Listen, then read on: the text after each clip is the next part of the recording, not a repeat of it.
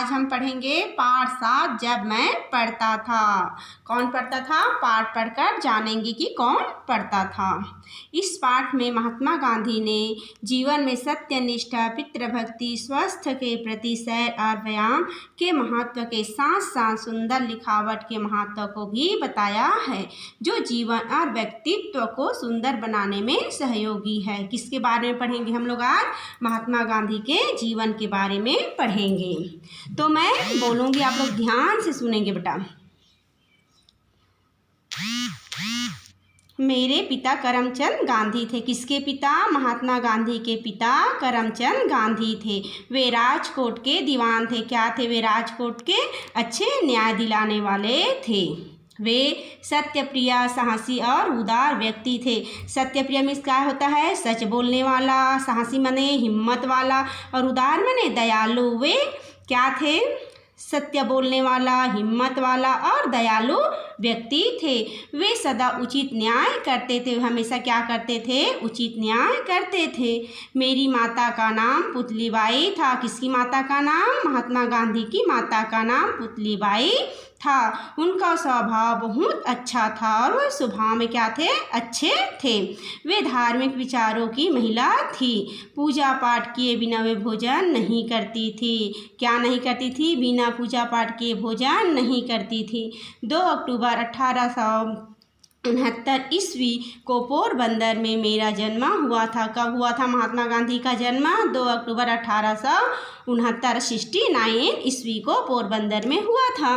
पोरबंदर से पिताजी जब राजकोट गए तब मेरी आयु 7 वर्ष रही होगी। कितनी वर्ष? 7 वर्ष रही होगी।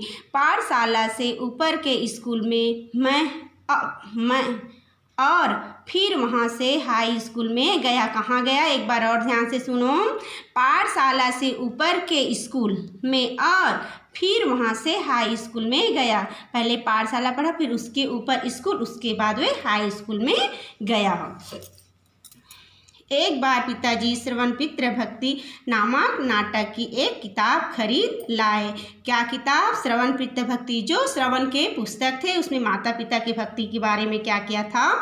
वर्णन किया था। वही पुस्तक लाए। मैंने उसे बड़े शौक़ से पढ़ा। और वह क्या किया? उन्हें शौक़ से पढ़ा। आप लोग शौक़ से कार्टून देखते हो ना, छोटा भीम और क्या है मोटू पतलू, वैसे देखते हो ना, वैसे वो शौक़ से क्या पढ़ा? पितृभक्ति पुस्तक पढ़ा। उन्हीं दिनों शीशे में तस्वीर दिखाने वाले लोग आया करते थे। उस समय लोग शीशे में तस्वीर दिखाने वाले लोग आया करते थे, जिन्हें बाइस्कोप कहते थे। क्या कहते थे? बाइस्कोप कहते थे। तभी मैंने अंधे माता पिता को वहनी पर बिठाकर ले जाने वाले श्रवण कुमार का चित्र देखा। क्या देखा? अंधे माता पिता को वहनी मीन्स क्या होता है? जब सावन के महीने में कौन बोल बम वाले लोग अपने कंधे पर लाते हैं ना, उसको वहनी बोलते हैं, जो दोनों तरफ डिब्बा लगा रहता है। उसी प्रकार वो अपने माता पिता को बिठाकर ले जाने वाला वो क्या किया? चित्र देखा। किसने देखा? महात्मा गांधी ने। इन बातों का मेरे मन पर बहुत गहरा प्रभाव पड़ा। किनके मन पर गहरा प्रभाव पड़ा? महात्मा गांधी पर। मैंने सत्यवादी हरिश्चंद्र नाटक भी देखा। क्या देखा? वे हरिश्चंद्र का नाटक भी देखा। बार बार उसे देखने की इच्छा होती।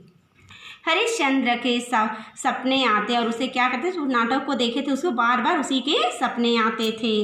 बार बार मेरे मन में यह बात उठती थी कि सभी हरिश्चंद्र की तरह सत्यवादी क्यों नहीं बन जाते। उसके मन में बार बार प्रश्न उठता था कि सभी लोग सत्यवादी क्यों नहीं बन जाते। यही बात मन में बैठ गई और चाहे हरिश्चंद्र की भांति दुख उठाना पड़े, पर सत्य का मार्ग कभी नहीं छोड़ना चाहिए। किसी को भी सत्य के मार्ग को नहीं छोड़ना चाहिए।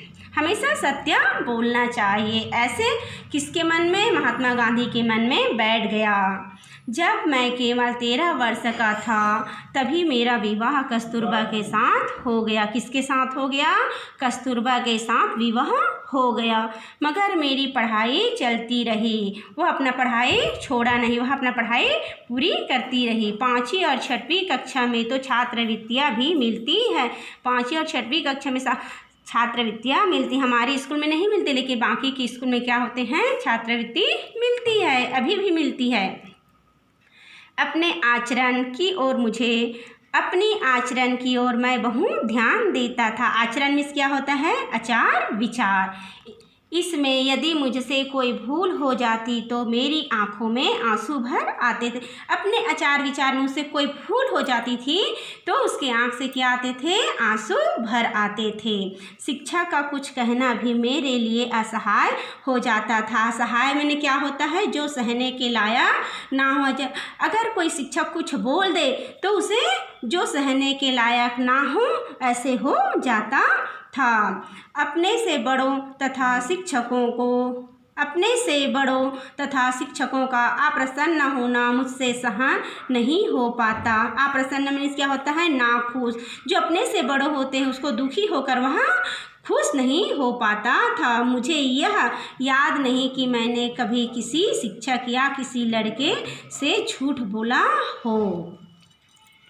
मैंने पुस्तकों में पढ़ा था कि खुली हवा में घूमना स्वास्थ्य के लिए लाभकारी होता है। लाभकारी मीन्स क्या होता है, फायदेमंद। मैंने सुना था, लेकिन क्या है, आप लोग तो देखते हो कि सब लोग क्या करते हैं, सुबह घूमने के लिए जाते हैं, उसमें क्या होता है, स्वास्थ्य के लिए लाभकारी होता है। तो क्या करेंगे, हम लोग भी आपसे क्या करेंगे, घूमेंगे। ठीक है, यह बात मुझे अच्छी लगी और तभी से मैंने सैर करने की आदत डाल ली। हम लोग भी अब डालेंगे, रोज़ सुबह क्या करने के लिए जाएंगे, घूमने के लिए जाएंगे, ताकि हमारा सेहत बहुत अच्छी बनी रहे।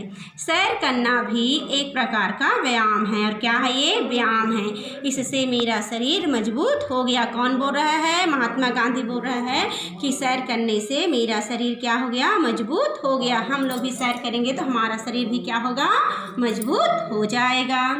एक भूल की सज़ा मैं आज तक पा रहा हूँ। कौन बोल रहा है, महात्मा गांधी। एक भूल की सज़ा मैं आज तक पा रहा हूँ। पढ़ाई में लिखावट अच्छी होने की ज़रूरत नहीं है। यह गलत विचार मेरे मन में इंग्लैंड जाने तक बना रहा। क्या बोल रहे हैं, लिखावट अच्छी होने की ज़रूरत नहीं है। किसके मन में बैठ गया, महात्मा गांधी के मन में बैठ गया। आगे चलकर दूसरों के मोती जैसे अक्षर देखकर मैं बहुत पछताया। दूसरे के अक्षर को देखकर मैंने पछताया। मेरा राइटिंग गंदा बनता था, इसलिए मैं दूसरे को राइटिंग को देखकर पछताया। मैंने लिखावट सुधारने का प्रयत्न किया, परंतु पक्के घड़े में कहीं जोर लगाता है क्या। पक्के घड़े में जोर लगाने पर क्या होता है, घड़ा वैसे समय निकलने पर कोई भी काम नहीं हो पाता। इसलिए हमें समय के रहते हुए कोई भी काम को कर लेना चाहिए। सुलेख शिक्षा का जरूरी अंग है। अच्छा लिखावट क्या है, शिक्षा का जरूरी अंग है। इसके लिए चित्रकला सीखनी चाहिए। बालक जब चित्रकला सीखकर चित्र बनाना जान जाता है तब वह अक्षर लिखना सीखे। क्या बोल रहे हैं, पहले हम लोग को ड्राइंग करना सीखना चाहिए, उसके बाद लिखना सीखना चाहिए, तभी हमारा अक्षर क्या बनता है, बहुत सुंदर बनता है। तो उसके अक्षर मोती जैसे हो जाता है। जीवन को खूबसूरत बनाने के लिए हमें भी साहसी, उदार तथा सत्यप्रिय बनना चाहिए। हमें कभी झूठ नहीं बोलना चाहिए, साहसी बनना चाहिए। ठीक है बच्चों।